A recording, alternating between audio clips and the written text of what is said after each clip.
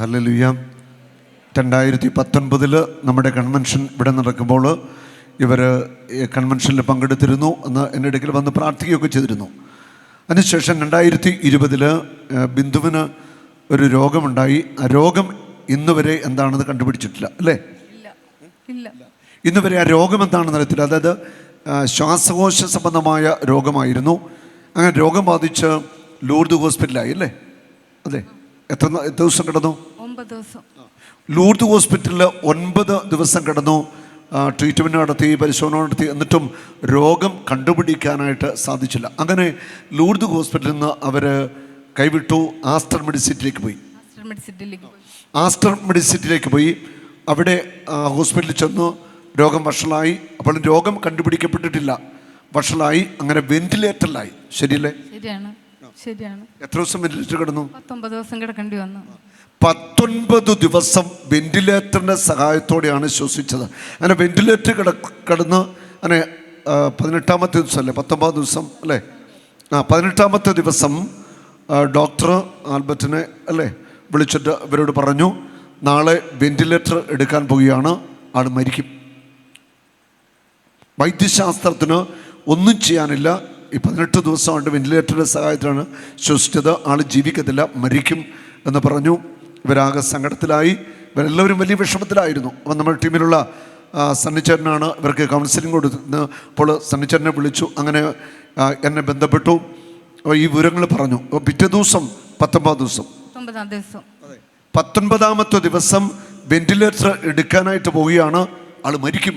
അപ്പം ആൽബർട്ടും മക്കളും ഒരു കുടുംബം മുഴുവൻ വലിയ ഒരു വേദനയിൽ, കണ്ണുനീരിൽ ആയ ഒരു അവസ്ഥയാണ്. പിറ്റേ ദിവസം വെന്റിലേറ്റർ എടുക്കും, ആൾ മരിക്കും. നിങ്ങളൊന്ന് ചിന്തിച്ച് നോക്കുക, ഒരു ആ അവസ്ഥയൊന്ന് ചിന്തിച്ച് നോക്കിയേ. മെഡിക്കൽ സയൻസിന് ഒന്നും ചെയ്യാനില്ലാത്ത അവസ്ഥ. അപ്പോഴാണ് എന്നെ വിളിച്ചത് പറയുന്നത്. അപ്പോൾ തന്നെ ഞാൻ പ്രാർത്ഥിച്ചിട്ട് ഇവർക്ക് വേണ്ടി കർത്താവ് നൽകിയ മെസ്സേജ് ഇതാണ്: ആള് മരിക്കത്തില്ല, ആള് ജീവിക്കും. Hallelujah, hallelujah. നല്ലൊരു കൈയടി ഈശോയ്ക്ക് കൊടുത്തേ. പിറ്റേ ദിവസം 19ാം ദിവസം വെന്റിലേറ്റർ എടുക്കും, ആൾ മരിക്കുമെന്ന് ഡോക്ടേഴ്സ് പറയുന്നു. പക്ഷെ കർത്താവ് പറയുന്നു, വെന്റിലേറ്റർ എടുത്താലും ആള് മരിക്കത്തില്ല. 19ാം ദിവസം അവർ വെന്റിലേറ്റർ എടുത്തു. പക്ഷേ ബിന്ദു മരിച്ചില്ല, ബിന്ദു ജീവനിലേക്ക് വരികയാണ്. കരമുയർത്തി കർത്താവിനെ ഒന്ന് സ്തുതിച്ചേ. മെഡിക്കൽ സയൻസിനെ തോൽപ്പിച്ചുകൊണ്ട് കർത്താവ് ഒരു അത്ഭുതം ചെയ്യുക. ഇന്ന് വരെ രോഗം എന്താണെന്ന് കണ്ടുപിടിച്ചിട്ടില്ല എന്നാണ് ഇവർ ഇന്നലെ പങ്കുവെച്ച്. ശരിയാണ്. ശ്വാസം കിട്ടുന്നില്ല എന്നുള്ളതായിരുന്നു. പിന്നെ ഓർമ്മയും നഷ്ടപ്പെട്ടല്ല. 19 ദിവസത്തോളം ഓർമ്മയില്ലാണ്ടായി.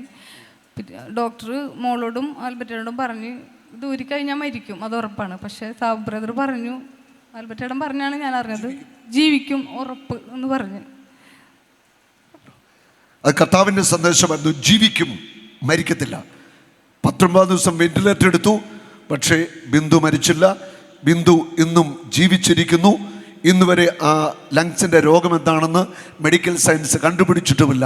ഇതൊരു അത്ഭുത സൗഖ്യത്തിൻ്റെ സാക്ഷ്യമാണ്. ഇന്നും യേശു ജീവിക്കുന്നു. അവൻ്റെ വചനത്തിൻ്റെ ശക്തി, അവൻ്റെ നാമത്തിൻ്റെ ശക്തി, ജീവിക്കുന്ന കർത്താവ് ഈ മകളെ തൊട്ടതാ. എനിക്ക് ഉറപ്പുണ്ട്, വെന്റിലേറ്ററിൽ കിടന്ന ഈ മകളെ യേശു അവിടേക്ക് കടന്നു ചെന്ന് തൊട്ടു. അങ്ങനെയാണ് ഈ മകൾ സൗഖ്യം പ്രാപിച്ചിരിക്കുന്നത്. Hallelujah, hallelujah. Oh Jesus, you are my Lord.